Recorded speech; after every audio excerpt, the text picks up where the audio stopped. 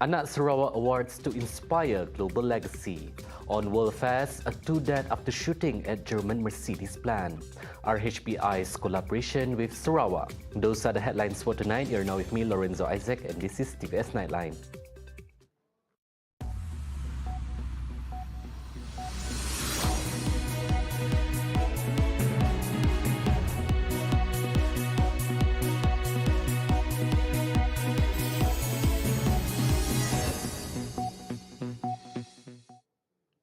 The 10 Anak Sarawak Award took place earlier tonight, celebrating the achievement of business events and players in Sarawak. Team Passion Inspires a Legacy. The biennial event is Malaysia's first business events award program. But at its strive towards becoming a legacy capital, the Premier Sarawak, Dato' Peninggi Tan Sri Abang Johari Tun Openg, said it should look beyond Malaysia and include the participation from all over the world. Douglas Elliott has the report. Go ahead, Douglas. Sarawak will establish and position itself as Malaysia and Borneo's first legacy capital for business events in anticipation of Indonesia's new capital, Nusantara. Premier of Sarawak, Dato' Peninggi Tan Sri Abang Johari Tun Openg, said the business events industry's role now is to drive more sustainable and purpose-driven business events and at the same time prioritize matters that fall within the post-COVID-19 development strategy or PCDS 2030. Now, business events is one of the 6 priority economic sectors listed in the strategy. Thus, he said the old narrative of measuring business success based on its return on investment as well as economic values is no longer relevant. Instead, the new narrative should be on its return on objectives, influence on sector and community development, environmental and social sustainability, and promoting good governance in addition to its economic viability. To this, he said Sarawak should focus on leaving a lasting impression through legacy impact. Now, as such, the Anak Sarawak Award will be rebranded as the Borneo Inspires Legacy Awards and will encompass fresh categories as well as international nominations for a more international approach as well as becoming a regional player in the future. And to support these measures, the Sarawak government will be developing new infrastructures such as a new convention center to be built in Miri as well as the expansion to the current Borneo Convention Center right here in Kuching. Right, Lorenzo, I think that is all the quick update I have for you tonight. Back to you guys in the studio. Thank you, Douglas, for the updates. Now, moving on, a shooting at a Mercedes-Benz plant in southwestern Germany left 2 men dead on Thursday, May 11, and police have detained a suspect, mounting pressure on Berlin to tighten the country's already strict gun laws.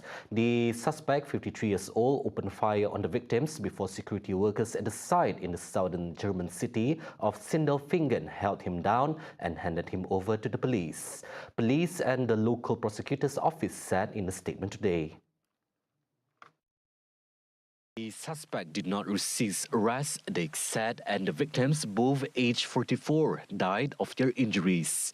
The incident was the latest of a number of mass shootings in Germany in recent years, many of which had a connection with extremism.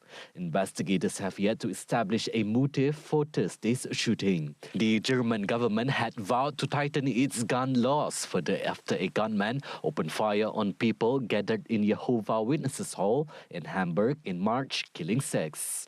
Interior Minister Nancy Faeser had said after the attack that the government would revisit its armed laws. The Social Democrats, her party, and that of Chancellor Olaf Scholz have been pushing for tougher restrictions, and Germany's police union also called for a swift legislative response to restrict the number of guns available.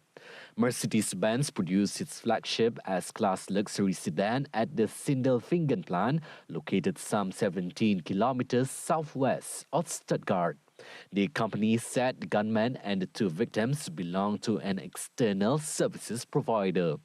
The production site, with a workforce of 35,000, was evacuated following the shooting, which took place after the suspect entered the site at 7:45 a.m., police and the Stuttgart prosecutor said.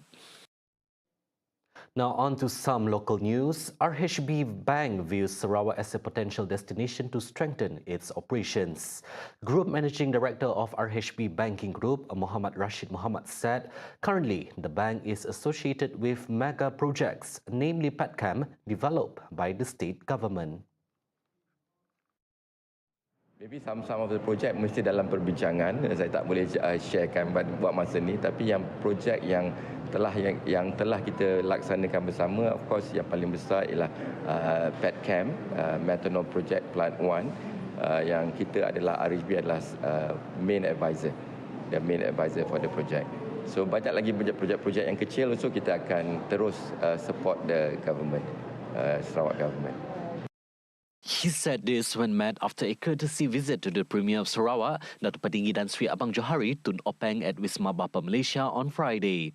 Moving forward, Muhammad Rashid reiterated his eagerness for RHB Group to be involved in various projects in Sarawak and at the same time to strengthen relationship with the state government as its commitment to expand its operation in Sarawak. Also present is Head Group of International Business, Syed Ahmad Taufik Albar, Chief Executive Officer of RHB Banking Group, Ganesh Sabaratnam, and Sarawak's Regional Director, Muhammad Tony Ong Abdullah.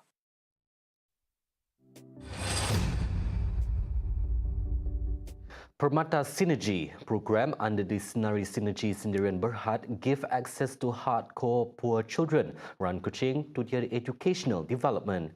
The Managing Director of Senari Synergy Group, Jeffrey Ahmad Tambi, said the flagship program under the group's corporate social responsibilities involved 10 children for each group between the ages of 5 to 12 years old.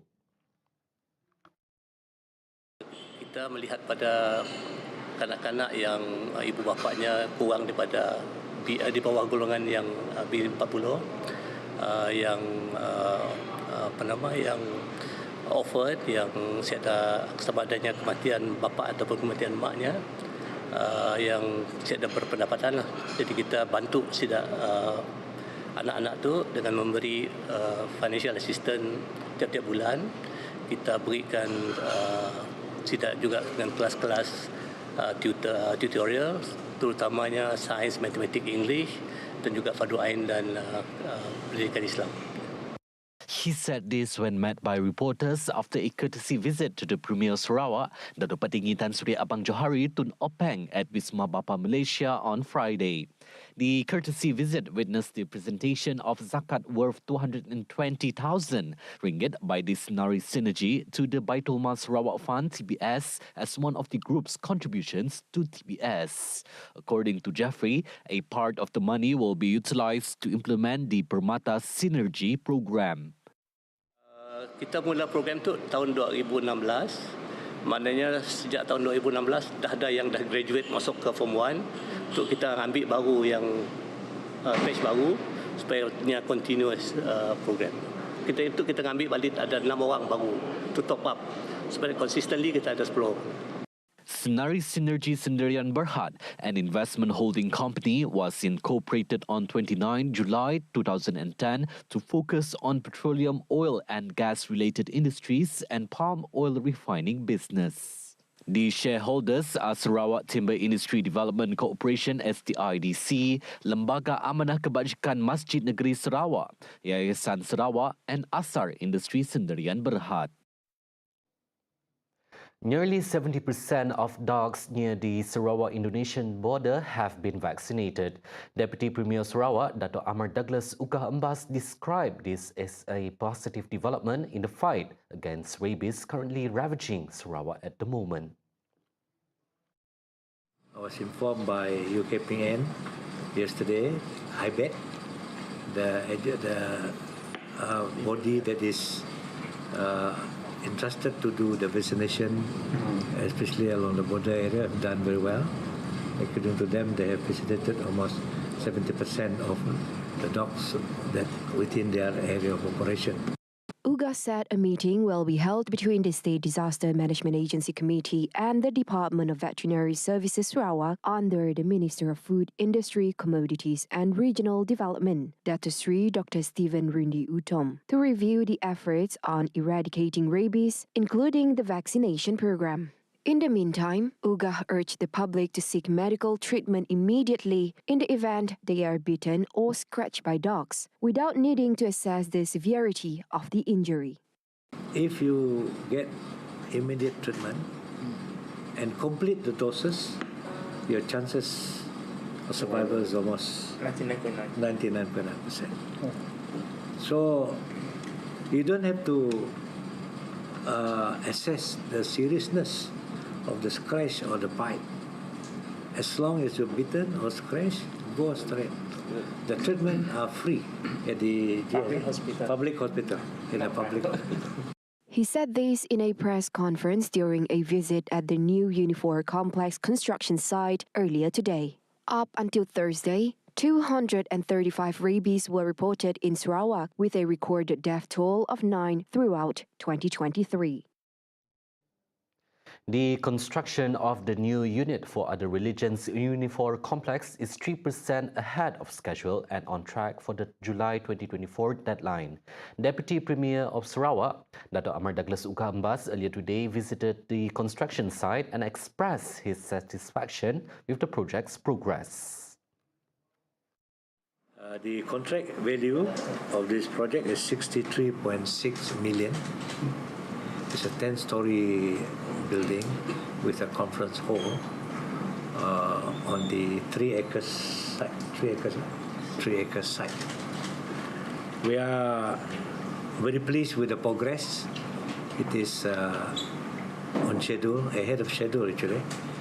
He said this in a press conference during a visit at the new Unifor complex construction site at Jalan Ong Tiang Sui earlier today. Uga added the project is part of the Sarawak government's comprehensive program, with funding entirely provided by the Gabungan Party Sarawak GPS government.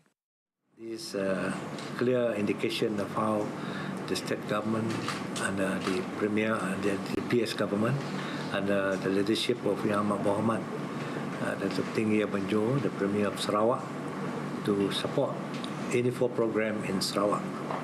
Unifor is a manifestation of our exclusivity policies to make sure that the interests and the welfare of all the religion in Sarawak are being taken care of. Joining Uga during his visit were Deputy Premier Datuk Seri Dr. Sim Kui Hian, Deputy Minister of Public Health, Housing and Local Government Datuk Dr. Penguang Manggil, and Deputy Minister of Utilities and Telecommunications Datuk Liwan Lagang. Construction work on the complex began in July 2022 and once completed will become the flagship for Unifor activities and events. Sarawak may implement a law that imposes mandatory vaccination for dogs to prevent a wider spread of rabies. Minister of Food, Industry, Commodity and Regional Development, Datuk Seri Dr. Stephen Rundi Utom, said this is due to the upward trend of rabies cases in Sarawak this year compared to the number of cases recorded in 2022. As of May 2023, there are already 9 deaths recorded due to rabies, whereas throughout last year, only 12 cases were recorded. I'm very serious and trying to see we need to impose the law. We have to impose the law to prevent any more death and so on. All the dogs, the owner must vaccinate their dogs. And the stray dog, the council must come in to help us to try to curtail or curl all the dog which is stray without license. Rundi, who recently returned from Indonesia after a work visit, said the Indonesian authority will implement a similar task force to Sarawak's Immune Belt Enforcement Team, or IBET, to combat rabies in their country. Rabies is all worldwide issue, a problem, and we're going to have a rabies conference for the Asia Pacific. We'll be in Kuching very soon. I will come up with PC and full picture of rabies status and situation in Sarawak at the moment. At the same time, Rundi reminded the public to refrain from approaching any aggressive dog. If bitten, seek immediate treatment, as rabies in humans is treatable before any symptoms show. Once it does, Rundi said survivability is very unlikely. Kuching South City Council is inviting members of the public to join the Mother's Day car-free morning this May 14. Its mayor, Datuk Wee Hong Sang, said a 2.5-kilometre fun walk surrounding the main council building and parks are among the highlight of the event. We hopes that the initiative would reduce the traffic congestion, air pollution and greenhouse gas emission, which are significant challenges faced by major cities today. Coming up right after the break, Bank Negara Malaysia declares Malaysia's economy no longer in crisis after 5.6% expansion in the first quarter. Four nations in high-level talks on Syrian conflict. Right here on TVS Nightline, stay tuned.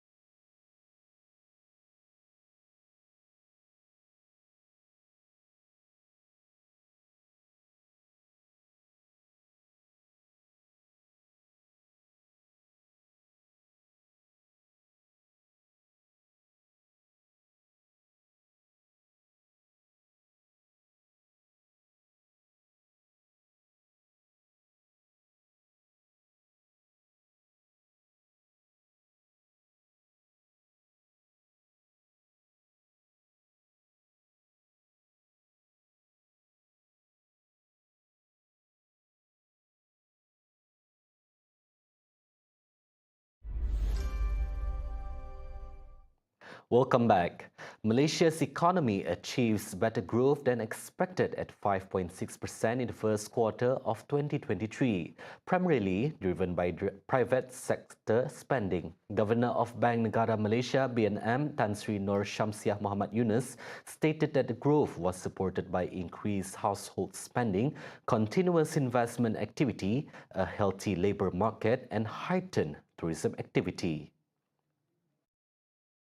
While announcing the first quarter performance of 2023 on Friday, Nur Shamsiah stated that the economy has recovered to pre-pandemic levels. Nur Shamsiah mentioned that private consumption increased by 5.9% in the first quarter of 2023, while private investment grew by 4.7% and public investment by 5.7%.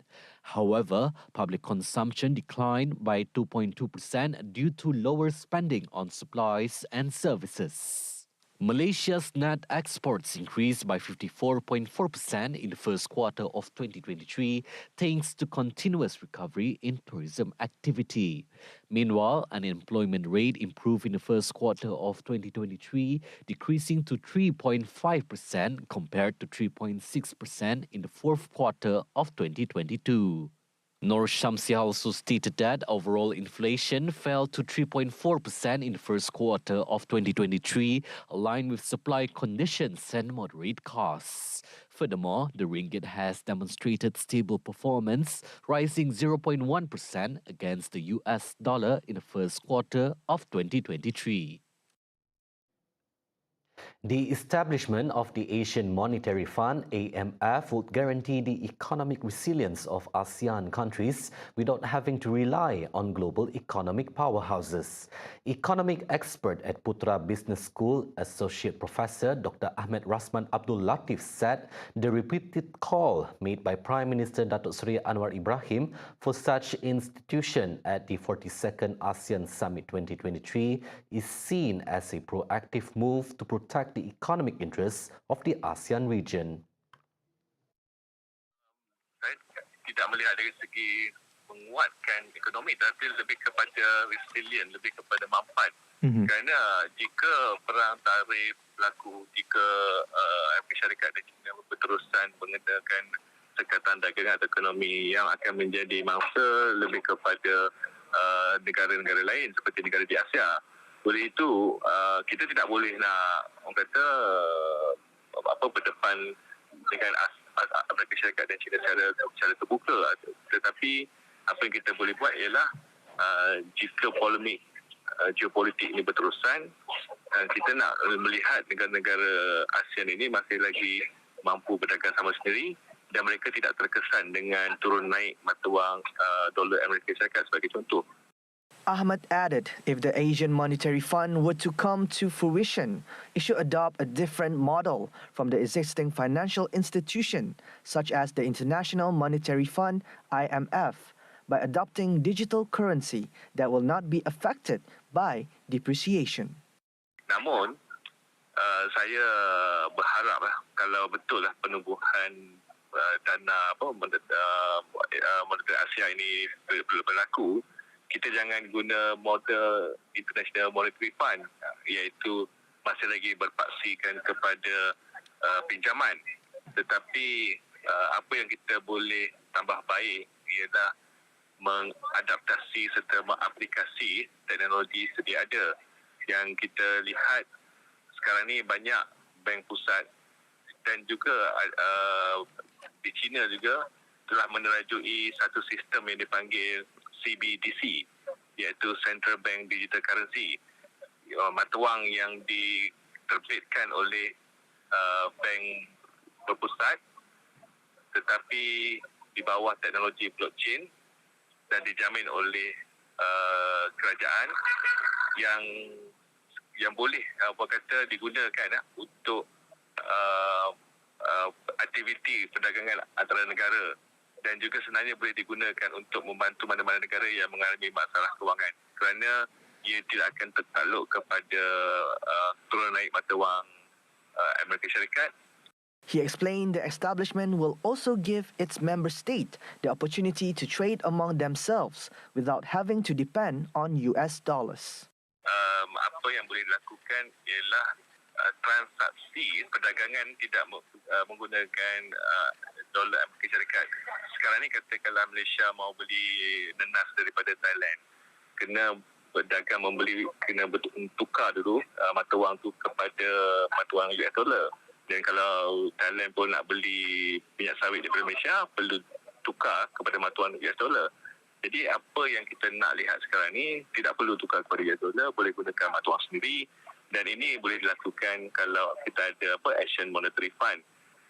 Kalau kita tengok perkembangan terkini, BRICS country yang ditajuk dari Brazil, Rusia, India, China semua tu sudah mula menandatangani perjanjian antara negara anggota untuk berdagang menggunakan mata wang sendiri. Jadi tak perlu membuat mata wang umum macam euro. Tetapi yang lebih penting, tidak ada keperluan untuk menukarkan mata wang negara masing-masing kepada US dollar sebelum boleh melakukan dagangan antarabangsa.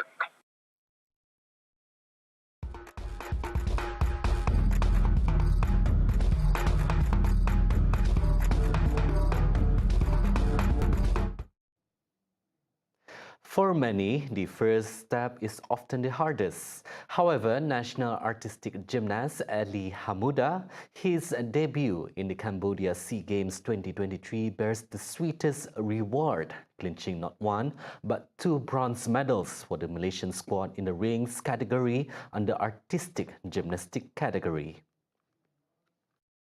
The national athlete shared that despite a brief preparation period of training prior to the competition, he wastes no effort in the feed of his routines. After years of training and competitions, my name is listed in the national squad to represent the country. The preparation for the SEA Games only took half a year, which is a short period of time to prepare a high difficulty routine. He said this when contacted by TVS on Thursday.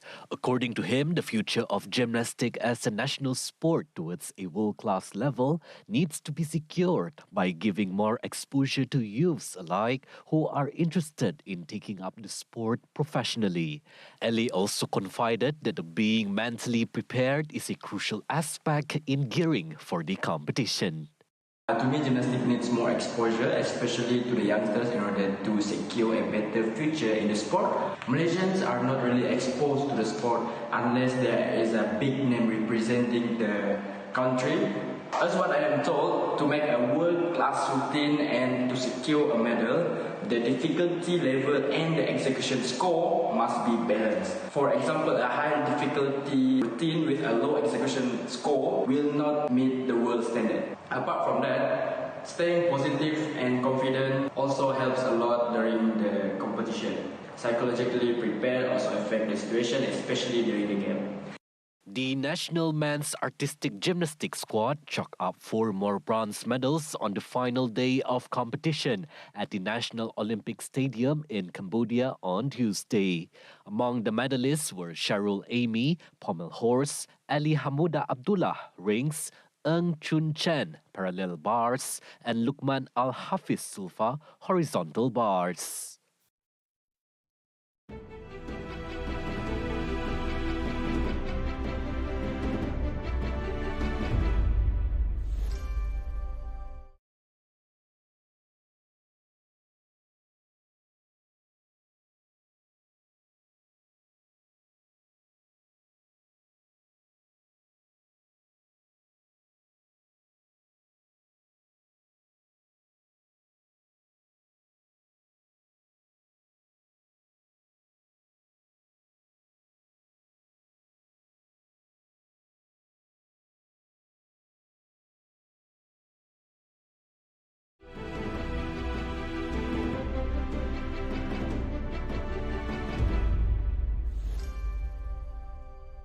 Now on to some international affairs. The foreign minister of Turkey, Syria, Russia and Iran met in Moscow to negotiate at the highest level on rebuilding ties between Ankara and Damascus after years of Syria's civil war.